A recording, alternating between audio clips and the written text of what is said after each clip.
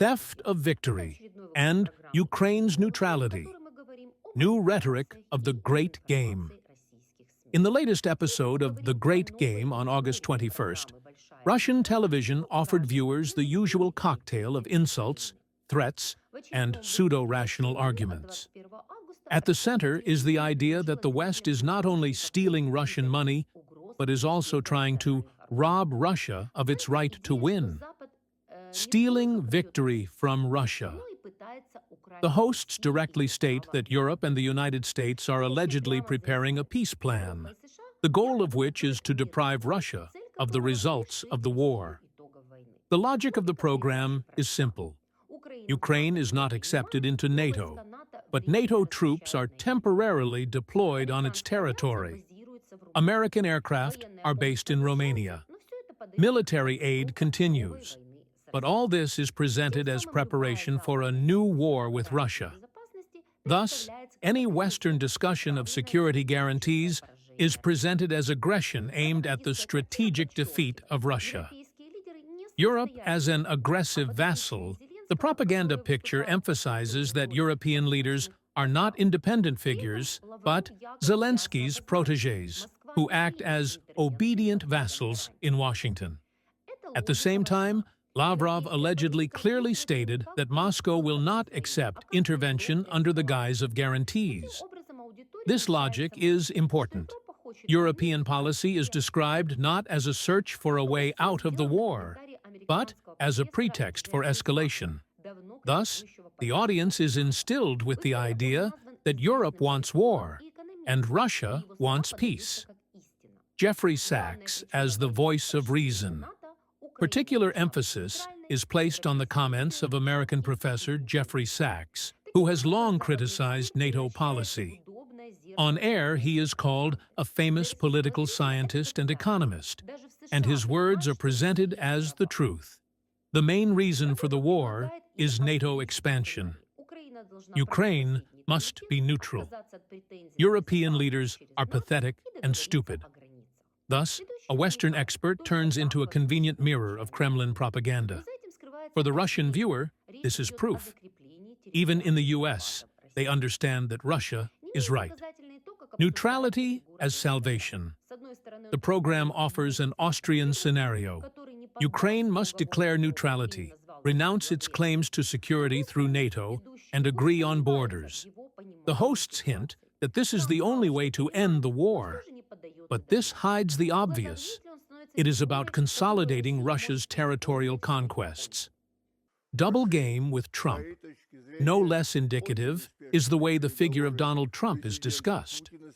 On the one hand, he is presented as courageous and consistent, who did not give in to Europe's persuasion and did not call Russia an aggressor. On the other hand, the hosts and the guest doubt his understanding of the situation.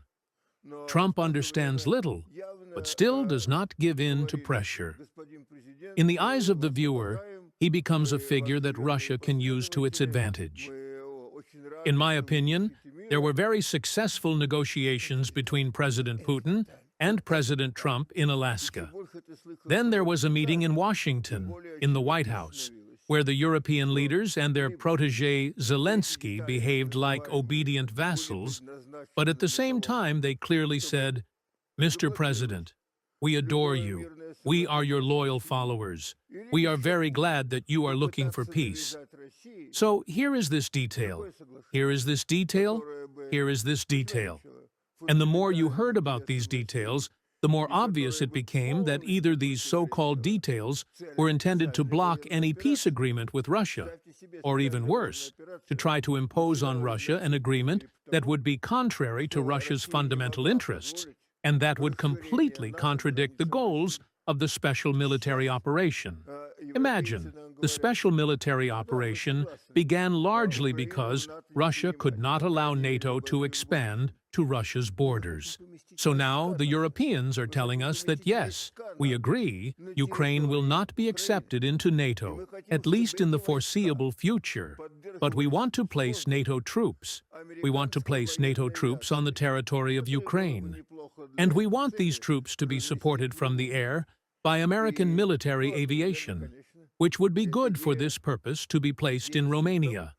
And at the same time, of course, the idea is to transfer to Ukraine even more military equipment, ammunition, intelligence information, to train the Ukrainian armed forces. What does this mean for Europe?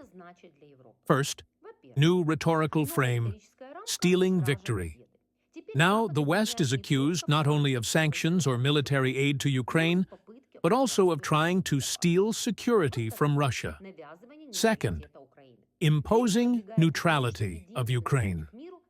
The Kremlin promotes the idea that the only path to peace is the neutral status of Kyiv, which in fact means the rejection of sovereign policy and the recognition of territorial losses. Third, delegitimization of Europe. European leaders are described as weak, dependent, and pathetic figures, incapable of independent policy. 4. Using Western critics of NATO. Sachs's presence on the air works as a legitimization tool. The opinion of one professor is presented as the common sense of the entire West. Such programs do not simply comment on the news, but construct an alternative reality, where Russia is the defending side, the West is the aggressor, and Ukraine must come to terms with neutrality.